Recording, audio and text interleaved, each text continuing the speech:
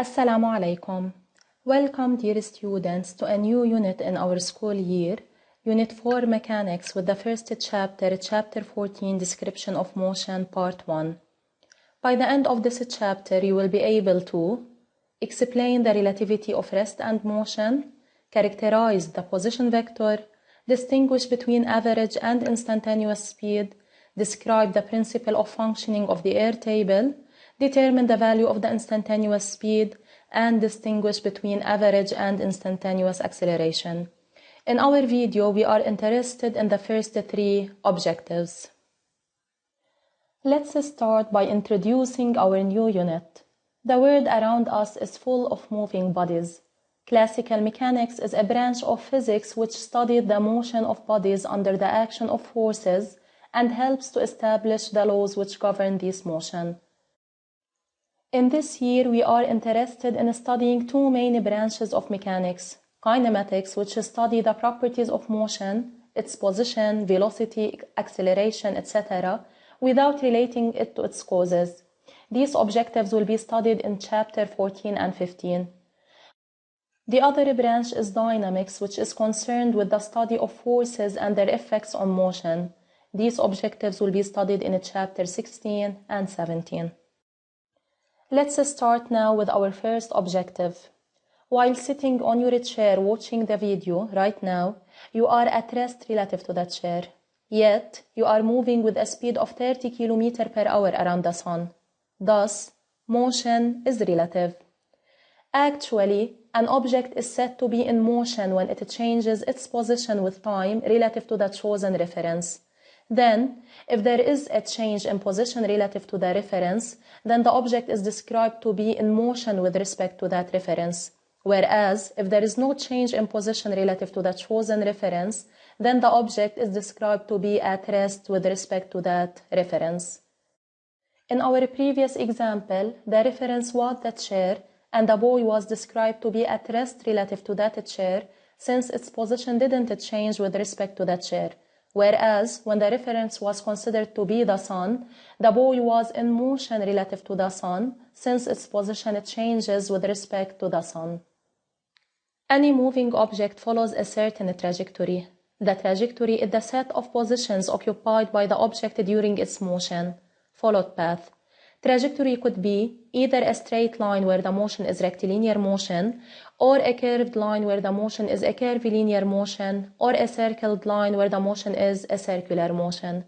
In this year, we are only interested in studying rectilinear motion where the trajectory is a straight line. Going back to the definition of motion, let's have a stop on the terms position and time and how to deal with each one of them. Consider ball A at 3 meters from a hole, while ball B is at 2 meters from that hole. Distance expresses position. But is it enough? Now consider another ball C at 2 meters from the same hole. Can we say that B and C have the same position relative to that hole? Of course not. To describe the position of an object relative to a reference, we need to talk about both distance and direction.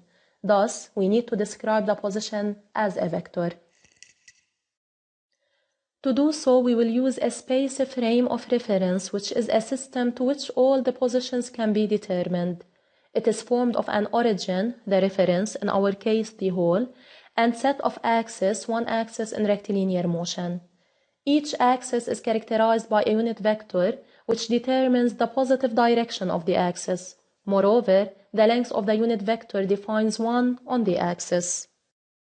To define the position vector, consider a particle m moving along the x-axis. The position of m at an instant t can be represented by the vector r vector equal to om vector equal to xi vector, where x is the abscissa of m. This is the position vector of m at an instant t. This is the abscissa of m at that instant.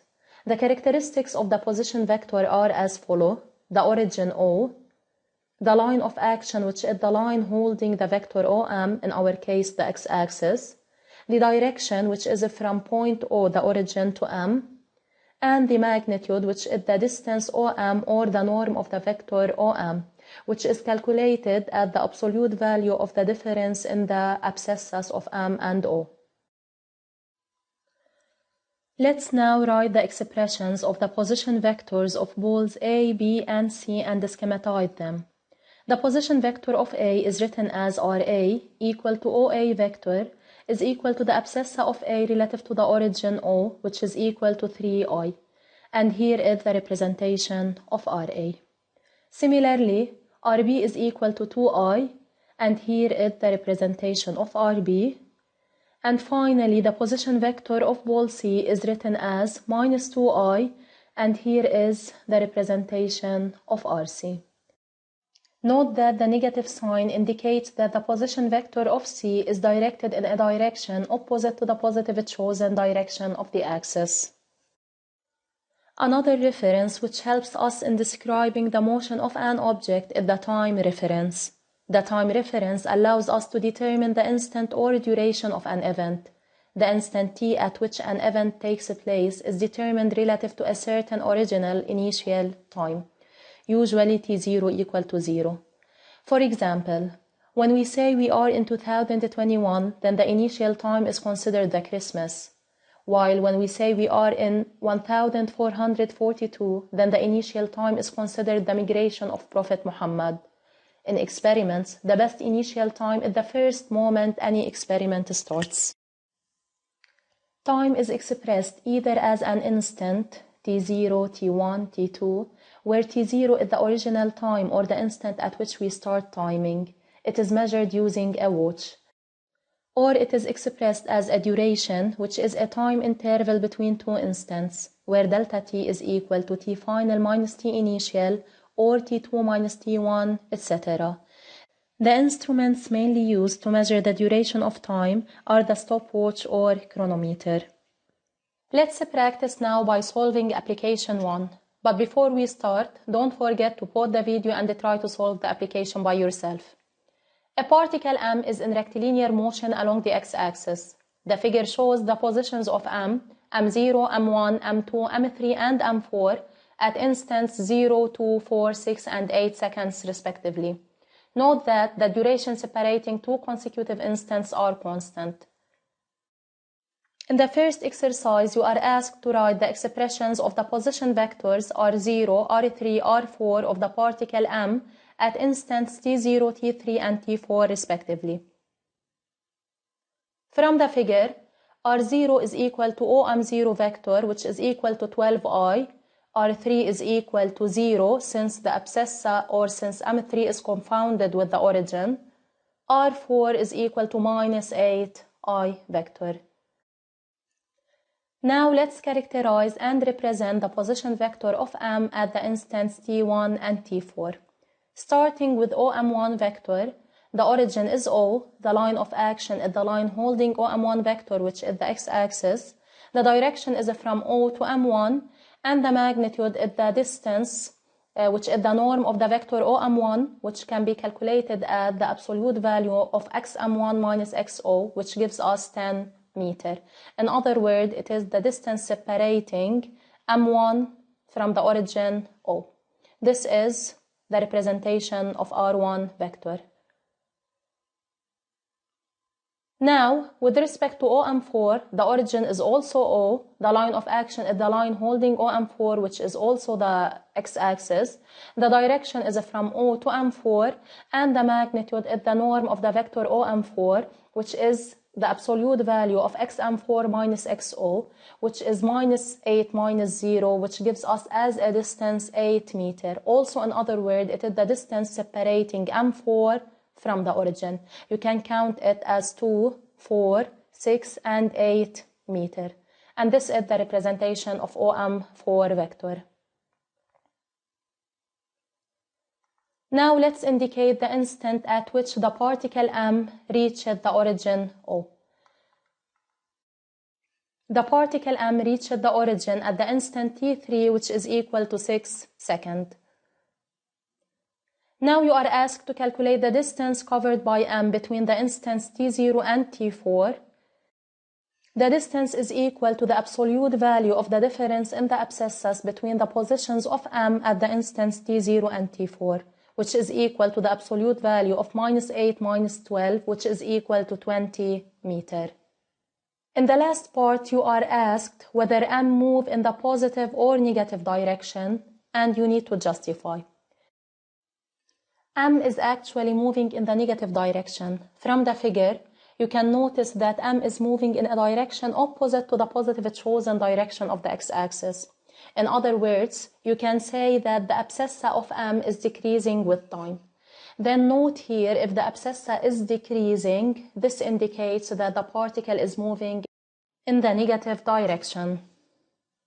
Let's move to our final objective in this video. Observe the following speedometer. All of you have already seen the speedometer of your cars, which indicates the speed for you. But have you noticed the unit displayed by it? Notice the unit of the speed. It is kilometer per hour. Do you know what is the significance of this unit? Consider the following example. The speedometer indicates 165 km per hour. It means that while moving at this speed, the car covers 165 km in 1 hour. Analyzing the unit of speed, what do you expect to be its formula? The speed is measured in kilometer divided by hour. The kilometer is the unit of the distance traveled by the car, and the hour is the unit of the duration of time taken by the car to cover the distance, this distance. Then, the obtained formula is V equal D divided by delta T. Consider the following example. The Jeep covers the distance AB in 12 minutes. To calculate its speed in kilometer per hour while covering the distance AB, we start by converting the unit of time from minute into hour by dividing it by 60. Applying the formula of the speed, V equal to D divided by delta T, which is equal to 5 km divided by 0.2 hour, which gives us 25 km per hour.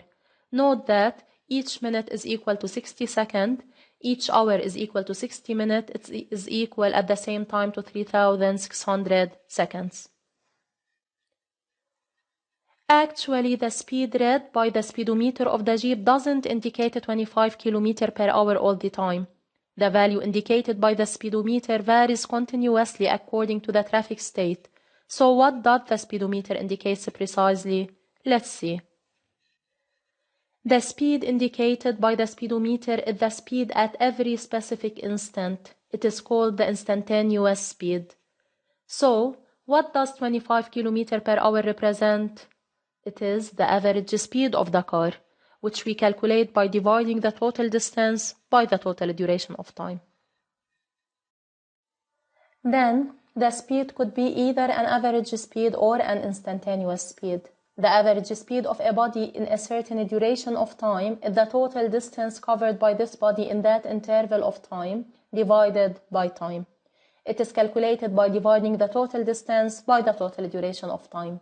Whereas the instantaneous speed is the speed of the object at each specific instant, and this speed is indicated by the speedometer of the car. Note that the SI unit of speed is meter per second. So, to convert from kilometer per hour into meter per second, start by converting kilometer into meter by multiplying it by 1000, and converting hour into second by multiplying it by 3600. Then, from kilometer per hour into meter per second, we divide by 3.6, and from meter per second into kilometer per hour, we multiply by 3.6. Let's practice now by solving application 2. Also, don't forget to pause the video and try to solve the application by yourself. A car leaves Tripoli at 8 a.m., arrives Beirut at 9:10 a.m., rests for 50 minutes, and then continues toward Alay and reaches it at 10:30 a.m. The average speed of the car between Tripoli and Beirut is 66 km per hour, while that between Beirut and Alay is 15 meters per second. First, you are asked to determine in hours the duration of the whole journey. To make your work easier, you can start by drawing a timeline for the different events taking place in the application. The first event is leaving Tripoli at the initial time, which is 8 a.m. and the car arrives Beirut at 9:10 a.m. Then, the duration of time between these two events is delta T1 is equal to T1 minus T0 is equal to 1 hour and 10 minutes. After that, the car will rest for 50 minutes in Beirut. Then delta T2 is 50 minutes, which means that the car will leave Beirut at T2 equal to 10 a.m. After that, the car reaches Alai at the final time, which is 10:30 a.m., which means that the duration of time between these two events is delta T3 equal to TF minus T2, which is equal to 30 minutes. Now let's answer our question. Then delta T is equal to delta T1 plus delta T2 plus delta 3, which gives us 150 minutes. But you are asked to express it in hours. Then you divide 150 by 60 to obtain 2.5 hours. In the second part, you are asked to determine in kilometer the total distance covered by the car between Tripoli and Alai. Here, it's good for you also to divide your work into 3 parts. The first part is between Tripoli and Beirut, where the average speed of the car was 66 km per hour. Then, the total distance traveled by the car in this phase or in this part is equal to the average speed multiplied by the duration of time in this part, which gives us 77 km. In the second part, which is the rest in Beirut, the car was at rest, then the distance traveled by the car is 0 km. The third part is between Beirut and Alai, where the average speed was 15 meters per second. We have the duration of time in minute and the speed in meter per second, then start by converting the duration of time into second by multiplying it by 60. Then the total distance traveled by the car in this part or in this phase is equal to 27,000 meters. Dividing it by 1,000, we obtain 27 kilometers. Now, to obtain the total distance from Tripoli to Alai, we add D1 plus D2 plus D3, which gives us 104 kilometers. And note that all the distances are calculated in kilometer. Finally, we are asked to deduce the average speed of the whole journey and express it in the SI unit.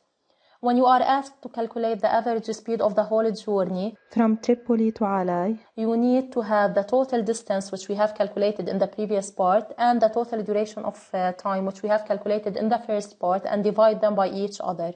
Then V average is equal to D divided by delta T, which is equal to 104 km divided by 2.5 hour, which gives us 41.6 km per hour. The SI unit of speed is meter per second, and from kilometer per hour into meter per second, we divide by 3.6, which gives us 11.55 meter per second. Now let's summarize the ideas of this video. In this part, we have studied kinematics, where we have noticed that motion is relative, and the trajectory is the path followed by the moving object. We've defined the space reference as a system to which all the positions are determined. Also, we've defined time reference as an instant denoted by T0, which is considered equal to 0 relative to which all other instants are determined. We've learned that the position vector determines the position of a particle m in a chosen reference, where r vector is equal to OM vector is equal to xi. The characteristics of the position vector are as follows. The origin O, the line of action, which is the line holding OM, which is the x-axis, the direction from O to M, and the magnitude, which is the distance or the norm of the vector OM. Also, we have finished by talking about the way of calculating the average speed, which is dividing the total distance by the total duration of time. And don't forget that meter per second is the SI unit of speed. This is the end of part 1. Thanks for your attention.